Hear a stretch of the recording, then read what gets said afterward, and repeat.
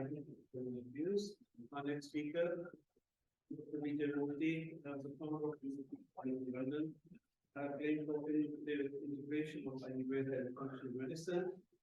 His tailored approach to healthcare, utilizing evidence-based techniques, caters to the individual needs of each patient, resulting in consistently remarkable health transformations.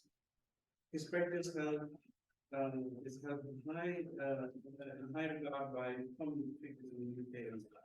There's a lot more I can say, but because of the time, I'm going to ask Dr. Murti to please address the gathering there for 4 minutes, please.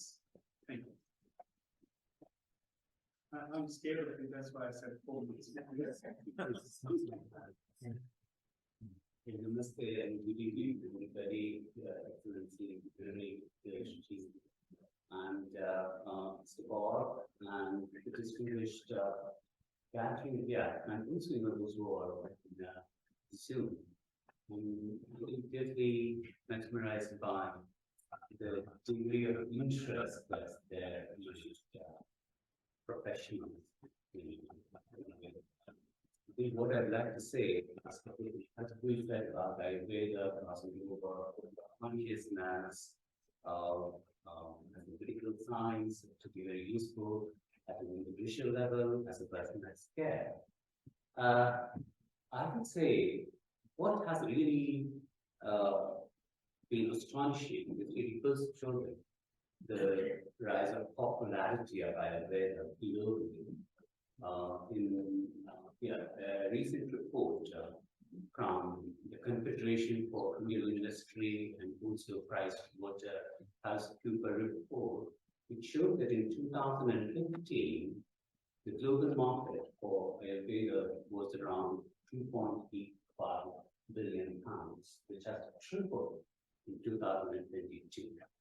That's a big jump from 2.85 to nearly 10 billion pounds. And I also must share that in terms of popularity of Ayurveda, just last week, there's been launched a classical Ayurvedic range of skincare at Harrods.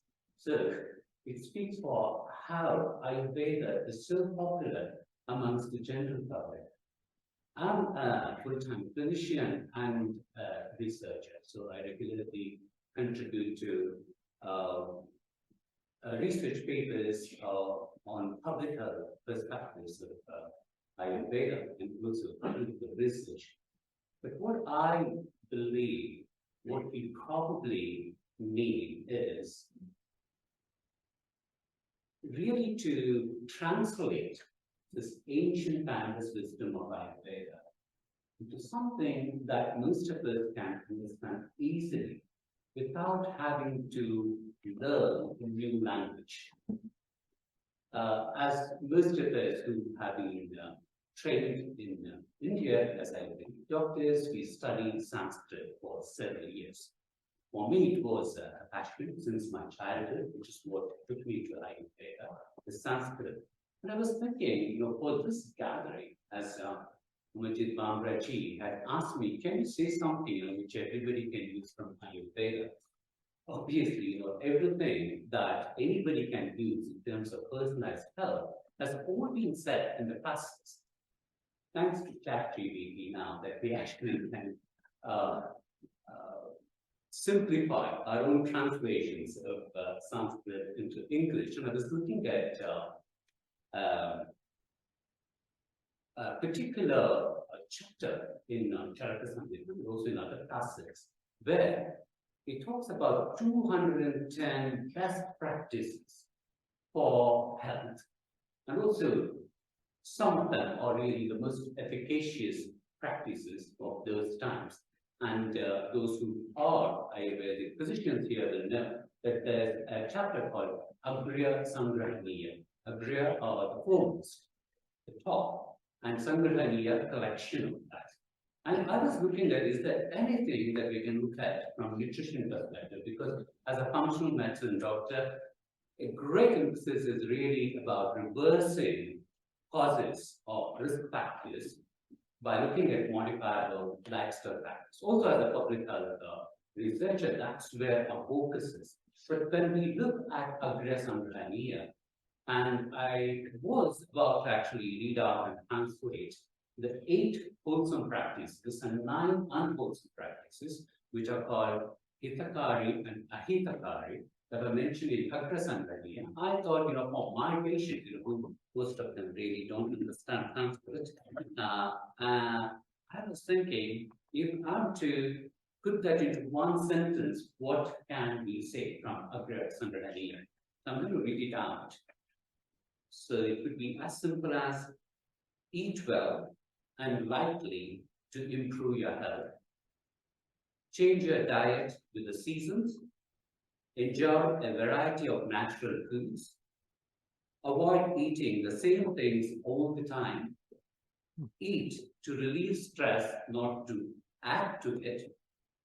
A balanced diet is key to good health. I must say, if we took each one aspect of this and looked at the amount of public health research that's there, then we can just imagine the wisdom, the depth of inquiry which has been there in Ayurveda in ancient India. The only disappointment for me is we actually, despite the uninterrupted tradition of Ayurvedic practice, we haven't really equaled our inquiry and dissemination of health wisdom the way how ancient Ayurvedic classics have done. So I do encourage all of you to really take deep interest in Ayurvedic classics and then to translate that into what is most relevant for any of us today. We definitely need advocacy for Ayurveda, and I must thank Murti for doing this fantastic job of bringing all of these different people who are working to use Ayurveda for the welfare of the society together by giving an opportunity in a platform like this for us to again recommit ourselves to the power of Ayurveda. Thank you.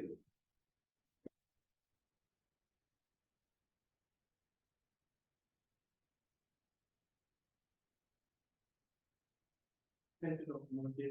And I hope